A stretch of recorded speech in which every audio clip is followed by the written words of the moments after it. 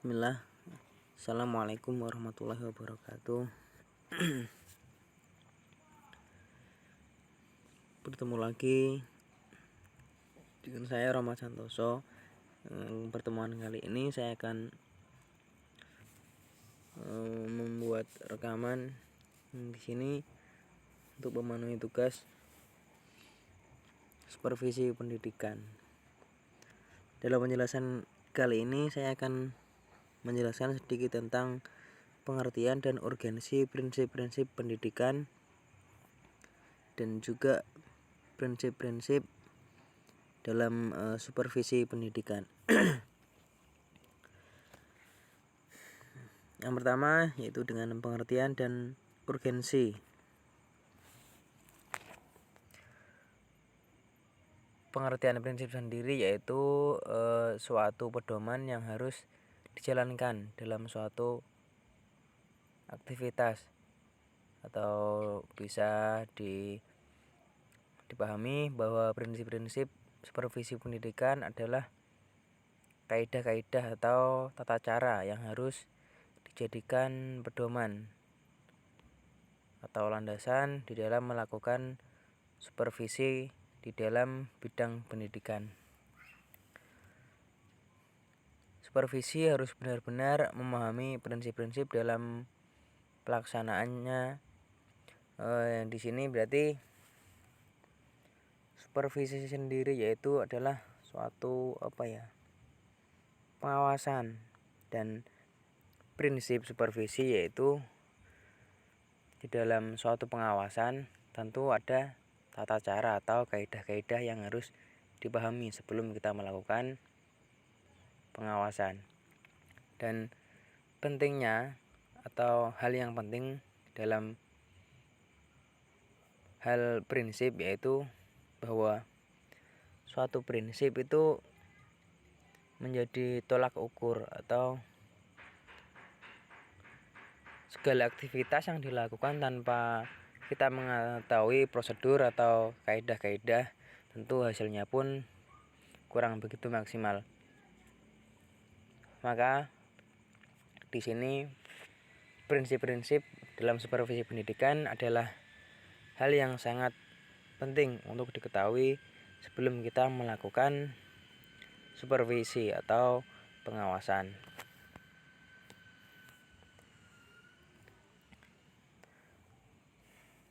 Yang di sini prinsip-prinsip supervisi pendidikan terbagi menjadi dua bagian. Yang pertama prinsip fundamental atau dasar, dan yang kedua prinsip praktis. Untuk prinsip fundamental atau prinsip dasar, di sini setiap pemikiran supervisor yaitu orang yang melakukan supervisi atau pengawasan dinamakan supervisor, yaitu harus berlandasan pada sesuatu yang kukuh atau yang kuat.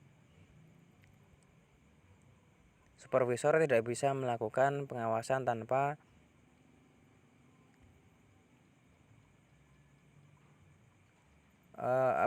tanpa orang, atau mungkin yang di sini yang dijelaskan guru ataupun staf. Dan yang sering kita sebut sebagai supervisor di sini adalah kepala sekolah ketika berada di lingkungan sekolah. Intinya dalam melakukan supervisi harus memahami prinsip yang pertama yaitu prinsip fundamental. Dan yang dijelaskan di sini prinsip fundamental yaitu berdasarkan Pancasila, di mana dasar dari supervisi sendiri itu yaitu Pancasila. Jadi amat sangat penting untuk kita ketahui apa prinsip-prinsip yang ada dalam supervisi pendidikan. Terus yang kedua prinsip praktis. Yang di sini prinsip praktis terbagi menjadi dua bagian, yaitu prinsip positif dan juga prinsip negatif. Untuk yang pertama yaitu prinsip positif, supervisi harus konstruktif dan kreatif. Jadi apa maksudnya? bahwa setiap guru akan merasa termotivasi dalam mengembangkan potensi kreativitasnya jika dalam supervisi mampu menciptakan suasana kerja yang menyenangkan. Jadi poin yang pertama di sini, ketika melakukan supervisi atau pengawasan, tentu tidak hanya sekedar kita melakukan tugas pengawasan ataupun supervisi, tetapi di mana seorang supervisor harus mampu bagaimana cara menciptakan suasana yang tidak membosankan. Bagaimanapun caranya dibuat semenarik mungkin agar ada rasa ketertarikan dan tidak ada kejenuhan saat pelaksanaannya. Terus kemudian yang kedua, supervisi harus dilakukan berdasarkan hubungan profesional, bukan hubungan pribadi. Hampir sama dengan yang pertama, di dalam pelaksanaan implementasi supervisi harus kita bisa membedakan, oh ini masalah ini masalah ini. Kita tidak perlu membawa masalah pribadi atau kita tertuju ke satu orang. Gampangnya pilih kasih, enggak gitu.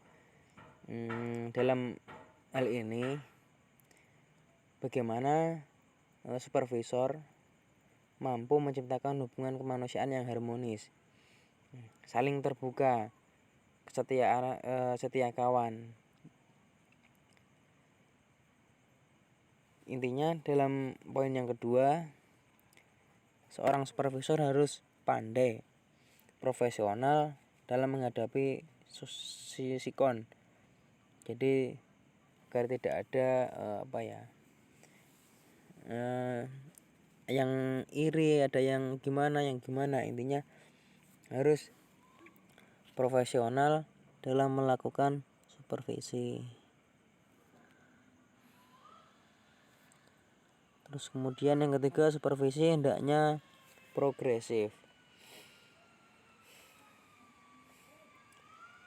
Yaitu konsisten mengalami kemajuan selangkah demi selangkah. Dimana ketika seorang supervisor melakukan pengawasan, tentu mengalami kemajuan satu langkah demi satu langkah, dan ini yaitu harus konsisten, atau dalam kata lain dinamis. Terus kemudian yang poin selanjutnya, supervisi hendaknya tekun dan sabar. Supervisor dalam membantu dan membina seseorang guru tentu harus sabar dalam menyikapi keadaan. Apapun kelemahan, apapun kelebihan seseorang guru pasti berbeda. Bagaimana seorang supervisor bisa menyikapi. Kan kadang banyak guru yang mungkin belum menguasai, belum begitu paham materi yang akan disampaikan kepada siswa. Nah, disitulah tugas seorang supervisor, bagaimana dia mampu menjelaskan dan mengarahkan agar seseorang dalam menyampaikan sebuah materi bisa dilakukan dengan semaksimal mungkin. Bagaimana agar dalam pembelajaran seseorang guru bisa percaya diri dengan maksimal menyampaikan apa yang mungkin tertera di standar kompetensi, agar tujuan pembelajaran tercapai maksimal dan apa yang menjadi tugas seorang guru juga terlaksana dengan sempurna. Terus kemudian supervisor harus jujur, objektif, dan siap mengevaluasi diri sendiri demi kemajuan. Terus yang kelima di sini ya, di sisi lain seorang supervisor mengarahkan, mengawasi seseorang guru atau mungkin orang lain, tapi juga di sini harus ada kesiapan untuk mengevaluasi diri sendiri. Jadi tidak ada rasa yang saya lebih dari ini, saya lebih dari ini. Jadi itu tidak perlu. Yang harus tertanam yaitu selalu mengevaluasi diri sendiri, yang dimana bertujuan demi kemajuan bersama. Terus selanjutnya, supervisi hendaklah dapat mengembangkan potensi, bakat, dan kesanggupan untuk mencapai kemajuan. Dengan demikian, peran supervisor atau ketika di dalam lingkungan sekolah yang sering dibahas yaitu kepala sekolah, yaitu bagaimana seorang kepala sekolah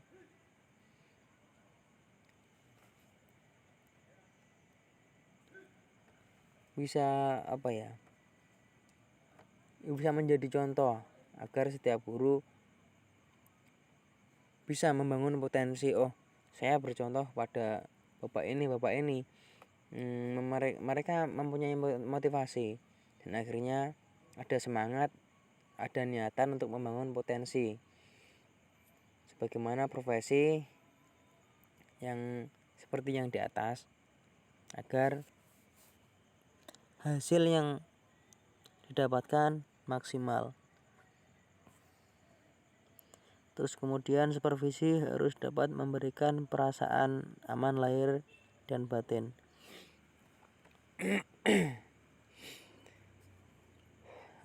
Melalui supervisi mestinya setiap guru bebas mengeluarkan pendapat dan tidak ada yang merasa tertekan, tidak merasa dikejar, ini beban saya. Jadi tidak ada yang merasa dibebankan. Terus kemudian hendaknya memperhatikan kesejahteraan para guru, karyawan, pendidik, dan hubungan baik antara mereka.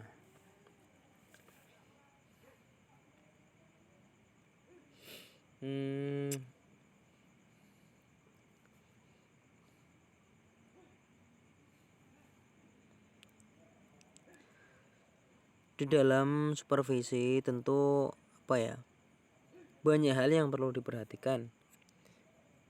Di lingkup orang banyak tidak semudah ketika berada di lingkup 2 ataupun 3 orang. Ketika banyak pihak mungkin banyak yang perlu dipertimbangkan. Tidak bisa kita menggunakan ego, nggak bisa. Faktor ini dalam hal ini yang perlu diperhatikan yaitu bagaimana perlakuan adil terhadap guru satu dengan yang lain. Apa konflik yang ada di lingkup tersebut.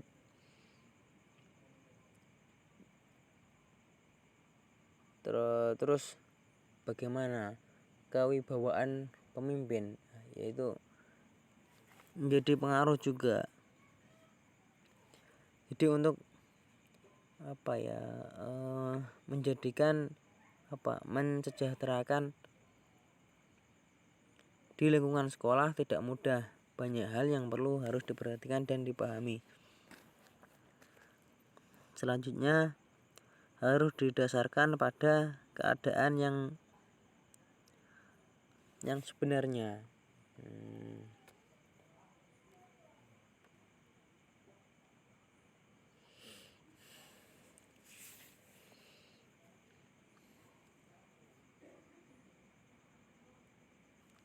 Kemudian supervisi hendaklah sederhana dan informal dalam pelaksanaannya. Seorang supervisor harus sederhana dalam pemikiran, perbuatan, dan yang tak kalah pentingnya adalah sederhana dalam berpakaian. Jadi sebagai contoh tidak perlu seakan-akan cuma pelampiasan kata lainnya. pencitraan, tidak perlu. Jadi seorang supervisor harus menjadi contoh baik dari segi apapun dan sesederhana apapun. Sederhana bukan berarti tidak mampu, bukan, tetapi bagaimana memberikan contoh yang sebaik mungkin lah. Terus supervisi hendaklah objektif dan sanggup mengevaluasi diri sendiri seperti yang di atas. Intinya dalam supervisi, baik supervisor maupun orang yang diawasi harus bisa mengevaluasi diri sendiri, tidak menggunakan ego, tidak mengedepankan ego.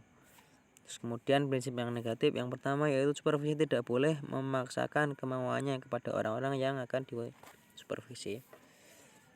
Seorang supervisor tidak bisa memaksakan seseorang harus begini dengan memaksa.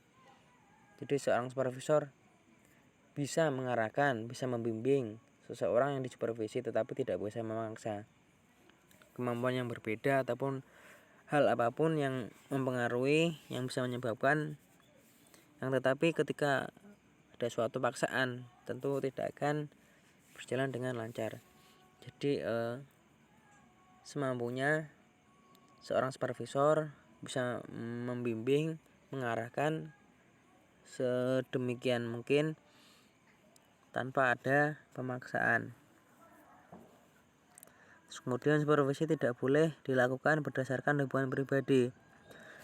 Seperti yang di atas tadi, kita harus profesional. Bagaimana kita bisa menyikapi, ini tetangga saya, ini saya, ini. Kita tidak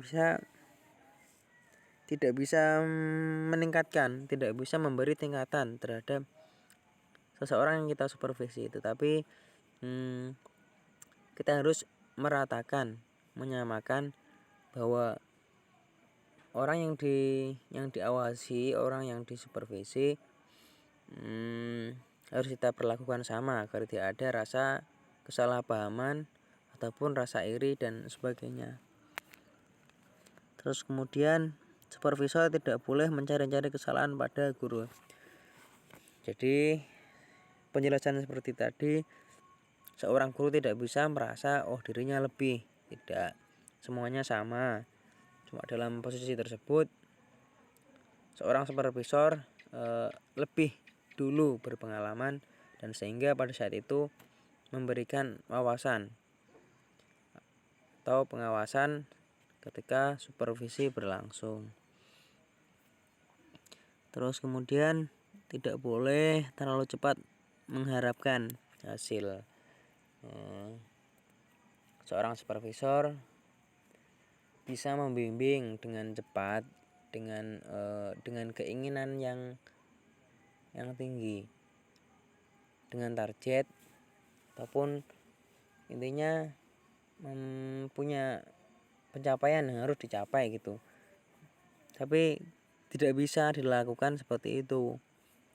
Kita hanya bisa berusaha semaksimal mungkin. Soal hasil yang belakangan juga tergantung bagaimana orang yang kita supervisi. Kemampuan seseorang berbeda-beda, jadi tidak bisa terlalu mengharapkan.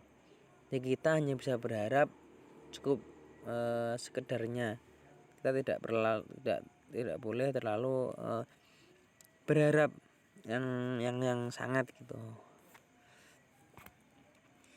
Kemudian supervisor tidak boleh menganggap dirinya lebih dari guru, ya. Sama seperti yang tadi. Semuanya sama, hanya saja dia lebih dulu dan lebih berpengalaman. Dan bahkan tidak membatasi usia, tapi pengalaman tersebut yang tidak bisa dipungkiri. Jadi apapun kelebihan dan kekurangan kita tidak bisa bertinggi hati. Intinya seorang supervisor harus pandai bahwa menyamakan gitu. Meskipun sebenarnya seorang supervisor lebih tinggi, tetapi harus bisa menyamakan gitu, agar dalam pelaksanaan supervisi semuanya dalam keadaan dalam suasana yang menyenangkan dan tidak ada rasa iri, dengki, dan sebagainya. Mungkin itu yang bisa saya sampaikan. Banyak kata yang salah, banyak kekurangan yang saya sampaikan. Saya mohon maaf yang sebesar-besarnya. Bila taufiq wal hidayah. Wassalamualaikum warahmatullahi wabarakatuh.